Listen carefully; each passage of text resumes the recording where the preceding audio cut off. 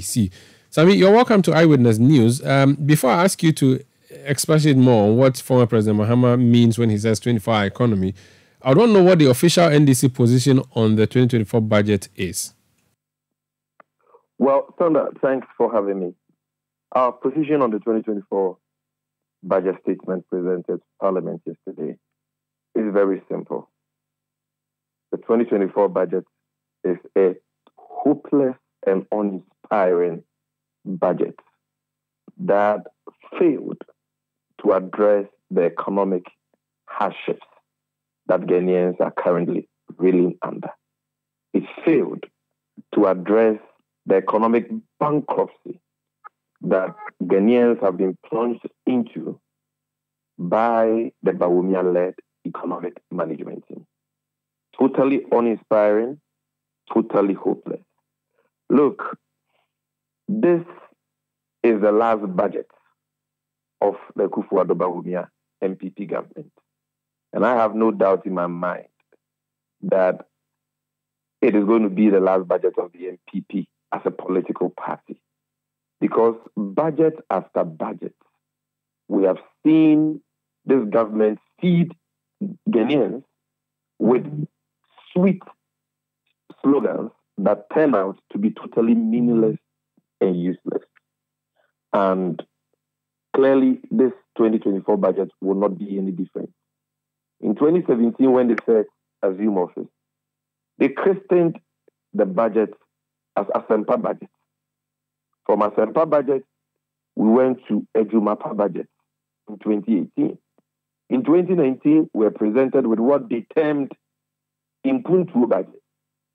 Then from Impuntu budget, they took us to a so-called Nkosua budget in 2020. In 2021, we were presented with a supposed Ajenkwa budget. Then from there, 2022, Nkabum budget. You see, so this is a government that measures in cheap sloganeering instead of dealing with the concrete issues that plague the people of this country. After presenting us with all these sweet rhetoric, Asempa, Nkosua, Impuntu, Ejumapa, Ajenkwa, what is the state of the Ghanaian economy today? What is the state of the living conditions of Ghanaians today? The living conditions of Ghanaians have continued to worsen year after year, despite all these slogans. And so if today they tell you that the 2024 budget is an Nkunim budget, know that you are being deceived. You are only being fed with useless economic jargons and meaningless slogans, which will not be able to address the fundamental issues plaguing our economy. As we speak, the major problem confronting Ghanaians today is the issue of high unemployment. The economy we bequeathed to the Akufo-Addo Bawumia government had unemployment, an unemployment rate of 8.4% according to the Ghana Statistical Service. Today, after presenting us with all these sweet rhetorics of Impuntu budget or Batampa budget or Jumapa budget, what is the outcome? Unemployment has gone up astronomically from 8.4% to 14%. There are thousands and millions of young people who have gone to school or have learned a trade or a skill that are sitting home today because there are no opportunities for them. Only last year, this same finance minister presented a budget, announced a 1 billion investment in what they dubbed U-Start. They said they were going to provide startup capital for young people to venture into businesses and all that. What has become of that U-Start? A total pipe dream. Complete scam, complete fraud. You understand? And there is nothing, absolutely nothing in this 2024 budget that addresses this issue, this all-important issue of job creation and employment. Nothing significant that addresses the problem of unemployment. You look at another, key problem confronting Ghanaians today, which is the problem of the debt crisis, the self-inflicted debt crisis that the Bawumia-led economic management team has plunged the country, owing to their excessive borrowing for reckless consumption, expenditures. Today, what is in this 2024 budget that addresses that debt crisis. All they have done is that they are pushing forward, carry forward, like we used to say when we were kids, the debt obligations of the country. For more than 1 year, we have defaulted on our debt obligations, both domestic and external. We are not servicing our debts. And we are pushing these debts forward for the next government, as the president himself has confessed, the next leader to come and clear the mess. What is this government? What are the investments this government is leaving so that the future government can come and clear that mess? Who is coming to pay these debts? You understand? So all the crude financial haircuts that our creditors are being given will continue unabated. And we are just pushing our debt obligations forward without making any concrete arrangements to clear these obligations in the near future. And you call this Inkunim budget because you think Ghanaians are some zombies who will queue in the Scottish scan again to vote for you and reward you with another term for collapsing the economy. Look at the lending rate today, between 35% to 40% under. Tell me which businessman can borrow at this high interest rate, and do anything meaningful with it. That is where lending rate, has gotten to. And it is crippling and suffocating businesses in this country who are already dying under the yoke of high tax payments. So this budget is just like the budgets we've seen in the last 7 years since this Bawumia-led economic management team took office. It's been one of cheap slogans that have continuously failed to deliver the goods. And that is why today, Bawumia himself is so embarrassed that he could not accompany the finance minister to go to parliament and deliver this budget as he often does during budget presentations. Because they are all ashamed of themselves. They realize that their words, they've been trapped by their words. Ghanaians don't have faith in them again. All the promises they made, about jobs, you start and all that, have become pipe dreams. All the promises they made about year of roles in previous budgets, total pipe dreams. As I speak to you today, because of our debt default, all contractors undertaking various road projects, all the major interchanges, all the major projects have today come to a halt. Contractors have abandoned sites.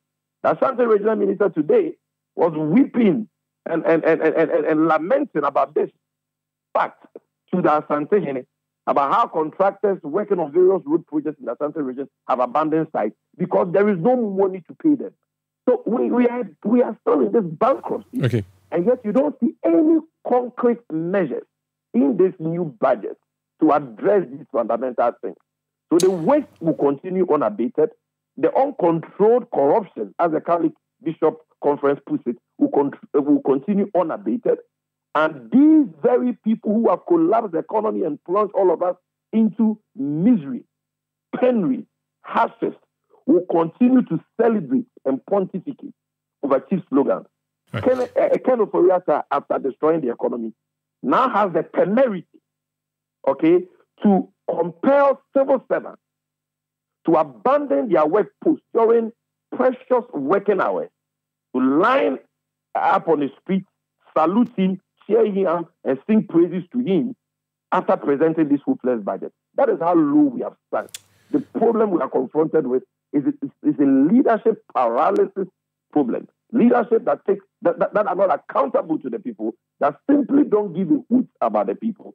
And unfortunately, we'll have to live with that for one more year before we get an opportunity to put them out of office. And so I know, like the minority has said, that this will be a bye-bye budget because never again will Ghanaians allow this nation-wrecking MPP Akufo-Addo Bawumia government to take us for a ride. Never again. Talking about solutions and never again, and in proposing the alternatives, you have, and I mean your flag bearer, has spoken about the 24-hour economy. Can you enlighten us further what that plan is? So the 24-hour economy is part of the vision of the nation builder, His Excellency John Dramani Mahama, to create more jobs, particularly for the teeming unemployed youth of Ghana, while at the same time enhancing productivity. And so this policy was first, many think that is a new policy, but it's not new at all. We captured it in the People's Manifesto of 2020. Maybe we didn't do much in marketing it to the people of this country. But God being so good, people are now beginning to understand the policy. They are buying into it. The TUC has said that this is a game changer. This is what the teeming unemployed youth of this country, are waiting for. And we are very excited about the warm, reception that Ghanaians from all walks of life are giving to this policy. And unlike the NPP who project cheap slogans as policies, what President Mahama will be doing in the coming days is that he'll be outlining the blueprint for this 24-hour economy we are talking about. All the details about the policy will be spelled out in this blueprint. And we are going to do so with inputs from the TUC, that's organized labor, and all other stakeholders.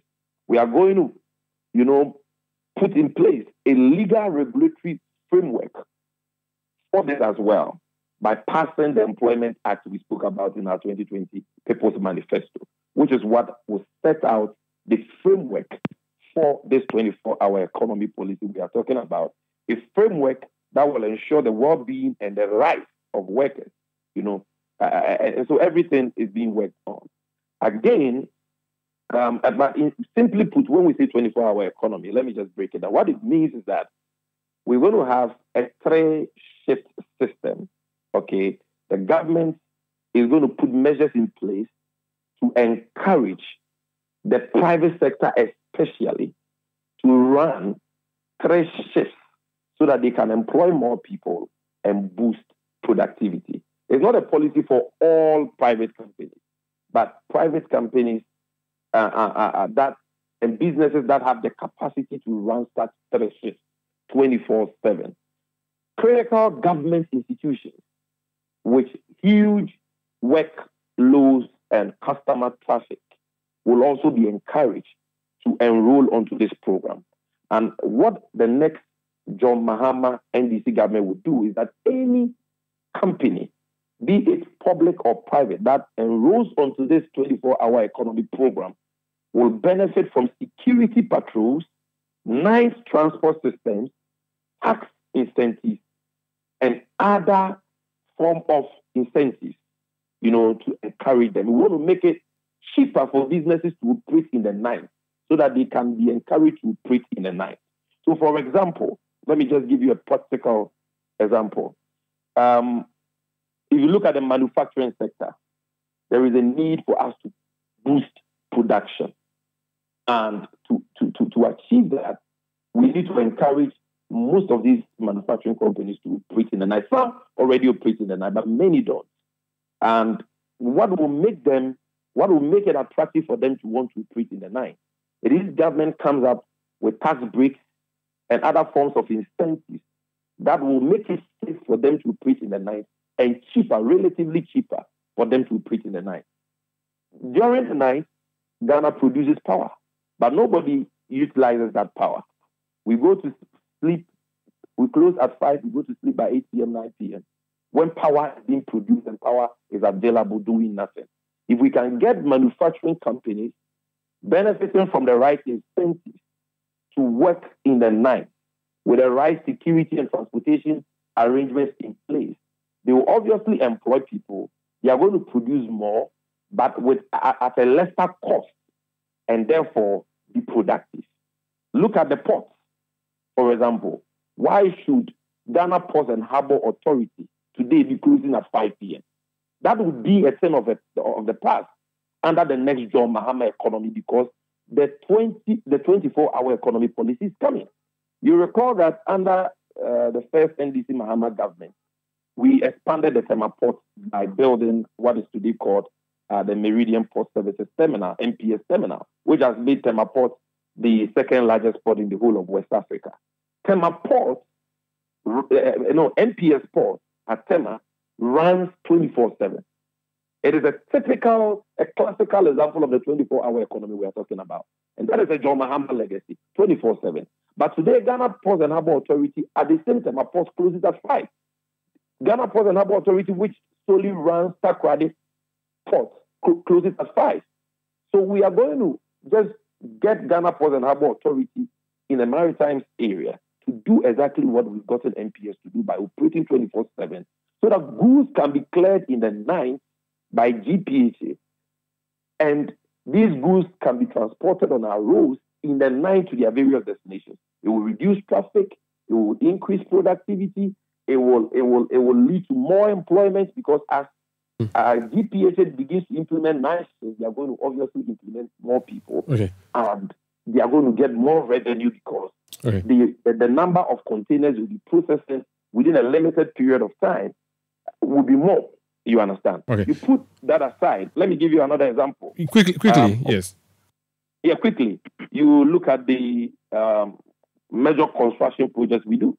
You go to advanced countries, you see road projects going on in the night, maintenance of road projects going on in the night, even the retail and trading centers.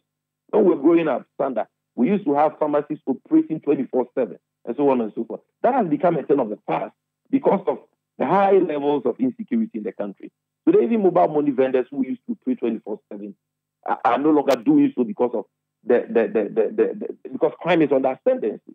And so by tackling security, putting such measures in place, transportation and all that, we hope to get more retail trading centers, more major construction projects operating in the night, so that more young people can be employed while these companies remain productive. So this is what the 24-hour economy, which is the original idea of John Mahama, is about. And no desperate attempt by Alhaji Bawumia and the NPP, who are bereft of ideas, to steal this policy will wash. We've seen the cheap attempt they made in the 2024 budget to steal this project and to create an impression that they're already doing it. They are not doing it. That what they spoke about is not what John Mahama is proposing to do. So they should be original and come up with policies for Ghanaians to know that, they take us serious. Very well. They should stop this attempt to steal policies they know next to nothing about. Thank you so much for speaking to us.